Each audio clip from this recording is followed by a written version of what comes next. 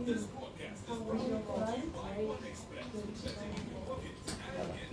to Syria. How are you? How are you?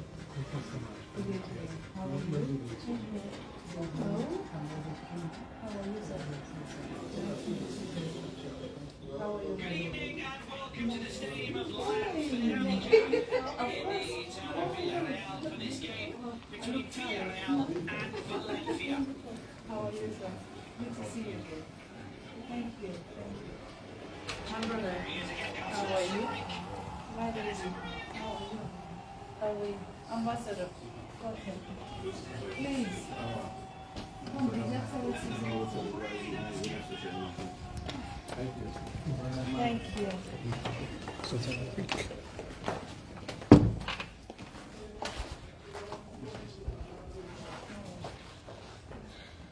How have you been? I'm fine, thank you. Like crazy.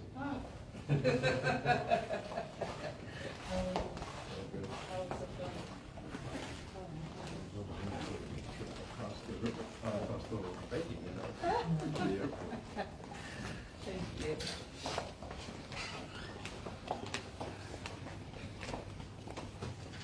Please, your meeting His Excellency the President.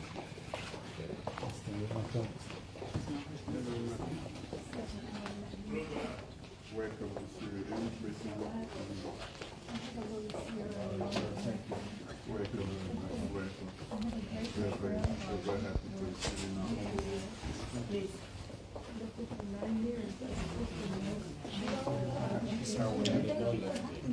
Thank you very much for coming.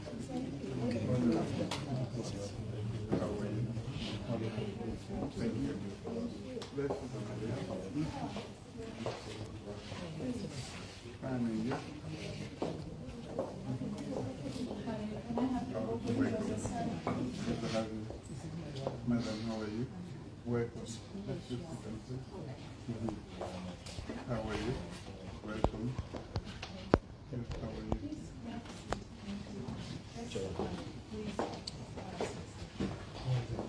Hi, how are you? Thank you. Welcome.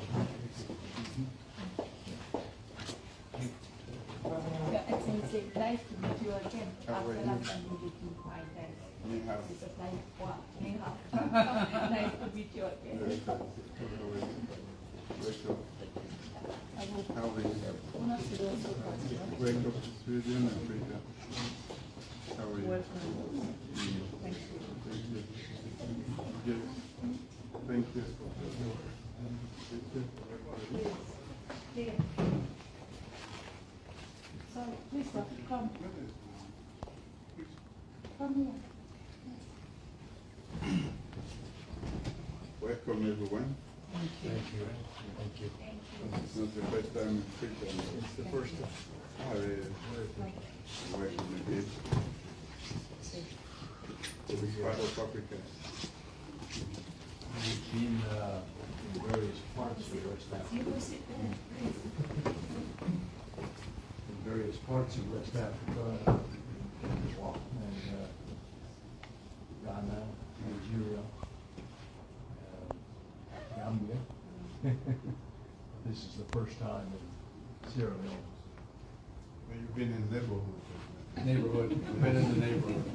Gambia is less than 1 hour from here. Ghana is 2 hours away. Yeah. Nigeria is we are pleased to have you. We have about just under 100 congregations here in Sierra Leone of the Church of Jesus Christ of Latter-day Saints, and still relatively small, but we're anxious to be a positive force for good in the country.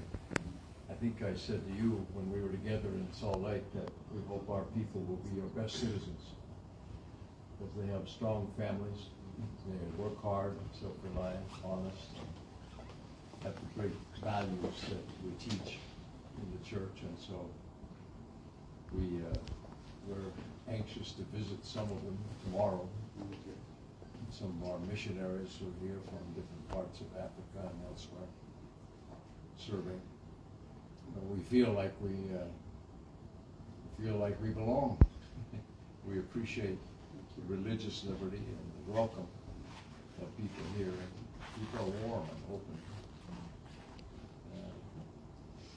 In Salt Lake, we have to wear coats, so we're not so warm and open. Especially now. But here, we appreciated the First Lady's visit late last year. How long were you there? Was it about a week? A week. Yeah. And I appreciate you spend the time. I had a wonderful time. They spoiled me. And so I mean, this is like a return match for me. Yeah, right. I have to pay back. Well, someday maybe we see you there. I went to the tail end of our visit. Did you? Yes, when she left Salt Lake. Yes. Yes. He went to Iowa. Iowa. Yes. So I left away to California, and then from California I joined him in Iowa. Oh, okay. I was in the Pacific at the time she went. Well, you need to come to each other and ski. I don't want to break her now. Or a leg. I only saw snow when I went to the United States. We don't see snow here. It rains or the sun. Yes. So we never risk it. Yeah. Yes. Skiing is not our sport. In Africa, there are 3 places where you can find snow. Sometime in Morocco, and then Algeria, sometime then South Africa. Not often. They're on top of Mount Kilimanjaro. Kilimanjaro, yes. Right. But very few people go there. Yeah. It's good to have you here in this part of Africa. We're truly happy to receive you. This is Freetown, established for free slaves from around the world. Yes, that's how we got our name. It was actually established to bring back for the free slaves that came from different parts of the Refuge. Yes, we came back. Where did that name come from? Bo is the local name, Kakoa. The actual name is Bo Kakoa. I went to school there actually. That's right. That's about 12 hours away from here. What is the second city? But your congregation is great. We know quite a lot of them. I personally know quite a lot of them. So we, like you said, religious tolerance is at its highest peak in Sierra Leone. And of course the inter-domination, because we get around Muslims, Christians, and different denominations. Well, I think that's admirable and a good example for the world. But we, as I say, we're grateful for the religious liberty and the way people live together. You know, we don't believe in coercion or force or pressure for people to change religion or to adopt any religion or to change religion, but that should be a personal decision. And that pluralism or living together in peace with different religions, well, you two are a good example. You set a nice model for what it should be everywhere in the world, I think. This is the man who is in charge of oversight, supervision of the church in West Africa. We have 3 large areas we divide ourselves into, so West Africa, Central and South, Sub-Saharan. And Rikungu is from the Democratic Republic of Congo. His wife Lucy as well, but they're now living in Accra. And he has 2 counselors who assist him. So we've been spending time with them in Accra these last few days reviewing. progress and activities of the church in this part of the world. We're happy that we have a temple, our most special and sacred building, being constructed here in Freetown. And it's, we're anxious to see it. We've never been to the site, but it's under construction now, and that's where our most sacred ordinances or religious rites take place, especially marriage. So we hope we get to see it before we leave.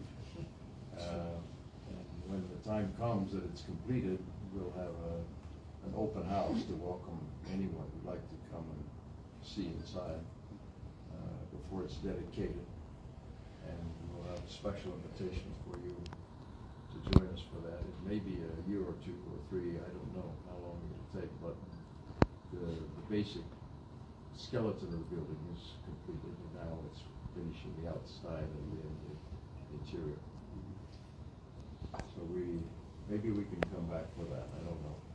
You have to come back. We have to wait for the president of the church to tell us if we're invited or not. You could invite us, but we have to wait for him. But we certainly invite you to come when the time arrives. Yes, there are very few churches that I haven't entered in Freetown because I have to go around. And even mosque. Yes. I accompany her to something. Good. Just to show that, like you said, there is no need for coercion. I only need to know that we are praying to God, the Almighty. You may call him Allah. Another person may call him, God. And different things. So for us, yes. So for us, that is the most paramount thing. So we do get along. In other places, it's hard. When we had the disaster, I remember there was mass at the Catholic Church, and then the imam was quoting the Bible for the and when you finish, the Reverend Father was holding the Quran for. We do share the altar. It's really serious. That's our best export. Religious tolerance. Thank you for that model. So there are no tensions at all in religious groups. We're also anxious to contribute any way we can in the country and the society, besides the contributions, individual contributions of our people. We have been happy to participate in some humanitarian projects here over the years. I was checking to see what the figure was so far. It's about $18 million for emergency matters, but also for education, water and sanitary facilities for schools, and tools and equipment for some vocational schools, food and nutrition programs, especially focused on women and children. But it's been quite a variety of things, and we feel honored really to be able to share and contribute to what good people are already doing here of other faiths and maybe no faith, but they're all content and anxious to do good. So we plan to continue in that regard, and we'll be open for any guidance or recommendations you have as time goes on as to how we can help us. Those are quite critical, especially when you talk about women, especially pregnant and lactating mothers and under 5s. Those are critical points in the development of the child. That's the group. Yes. So that is where tailored intervention at that stage to help the mother and then the kids. And education, of course, is the most powerful tool to navigate the world. And so we have been quite bullish about that, providing education free of charge to every child as much as we can. You started that, didn't you? For me, you know, I see the world, my background is military, so I see the world as a jungle. It's difficult to navigate, but you should have your compass and all the other equipment to help you go where you want to go, where your potential is, you know, and education is that too. With that, you can go to Australia today and get a job. You can go to the United States today. They will have a place there. You know, anywhere you go in the world. And for our own personal development and also national development and global contribution to global activities, you have to have the knowledge, the skills to be able to participate and to make you a meaningful global citizen. You need those something to contribute. So we have been doing quite a lot of that. So, but all your areas of intervention are actually quite critical. You know, for the girl child, you know, we need to nurture them. For a very long time, our society did not pay attention to giving equal opportunities to girls or women in particular. So we have opened up the space by laws and by action, and some of our campaigns, almost all our campaigns are geared towards that actually.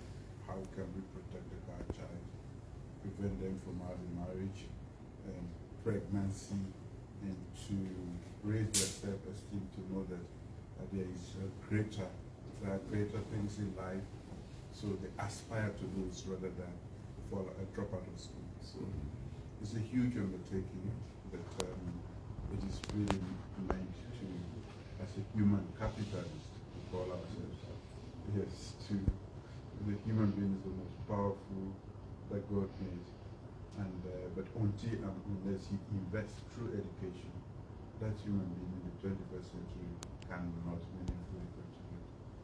That's something we talked about when you were with us in Utah. Now we coming around the city, we see the two of you on the billboards saying, Did you just come today? say no, yeah, Okay. say no to Marriage. child marriage. So yeah, we did discuss that. Did you visit Brigham Young University? Yes, yes, I did a thought you lecture were there. That's right. You know, we've been trying to find a way to spread the influence of that university, our flagship university. Okay. And we're doing that mostly through online degrees and certificates. Mm. We have in Africa now, in different countries, we haven't established it here yet, but we will. Thousands of students who can't get into a higher education opportunity very easily, but they can do it online, and they can get degrees from Brigham Young University, Idaho, and our other college, South College, certificates and also bachelor's degrees. So we find that they many times just double their income with one certificate and establish themselves for local jobs or even remote jobs sometimes in that way. But it's a way without building more buildings, which are hard to maintain and very costly. As long as we can establish a Wi-Fi connection and have computers available in the computer center, they can progress with whatever level of education they're seeking. And that has been, for any age, very gratifying to see worldwide now about 80,000 participating in that. That's just in the last 3 years, so that will continue to grow. I hope we can establish that kind of opportunity here as well, in addition to what you already have. We certainly latched onto such an opportunity. We have a lot of young people who have great aspirations, but yet it's tamed by their inability to be able to, and for us, some of us who've been opportune to go to universities out of this country, we think it's an opportunity now with technology. Yes. They can easily get the same education, Yeah. you know, through The best teachers. Yes, Yeah. best teachers. You know, so we just need to establish the relationship and the necessary whatever infrastructure, whether it's communication and some form. And we are definitely people are looking up to such opportunities. We need to congratulate you on your election last week. Thank you. President of the Thank you. First Lady. Thank you. Is that it's a 2-year? It's a 2-year term, yes. So you were wondering what you would do with your free time. Now you know. I know. Does that require you to travel? Yes.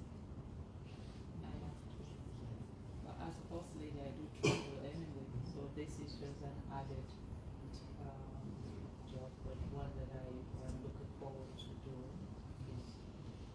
We can take the message to the whole of Africa, and get Africa to incorporate what His Excellency has done here in Sierra Leone. I believe will change the narrative in Africa.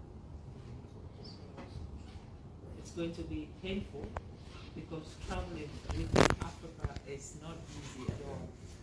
But that is one thing that. We know you're a determinable. We'll make it happen. Yes. Thank you. Thank you. Well, thank you and welcome again to our home, and thanking you very much. Because I mean, since I went to Utah, I had a lasting impression of the kindness of the people, and I just couldn't stop telling His Excellency about how you spoiled me rotten. And I said that Christofferson is coming. I am going to pay back. So today is return match. Utah versus Freetown. So it's Salt Lake versus Freetown. But these few hours, I'm going to make sure they remember Freetown well. Yes. And we've been working fantastically well with Oma here, who has not, basically I think he has an office in my office now. Because we have to make it happen, and we're looking forward to the family conference also.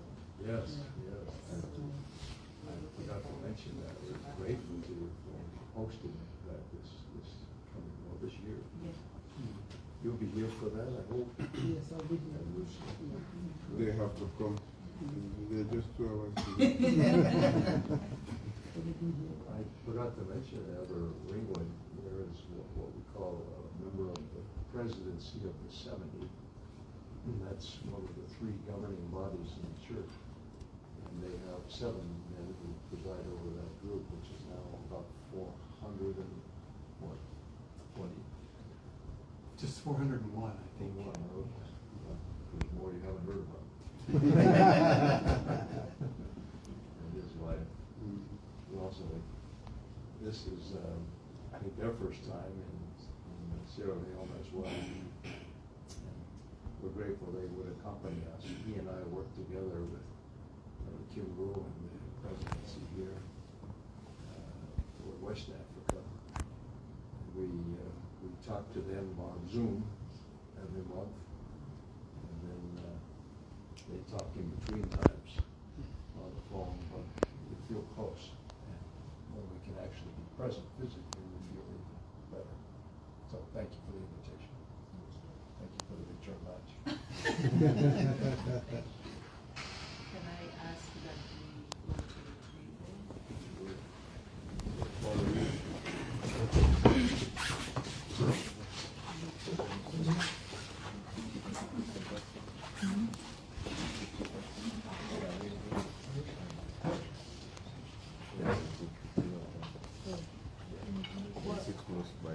Oh, we can do that.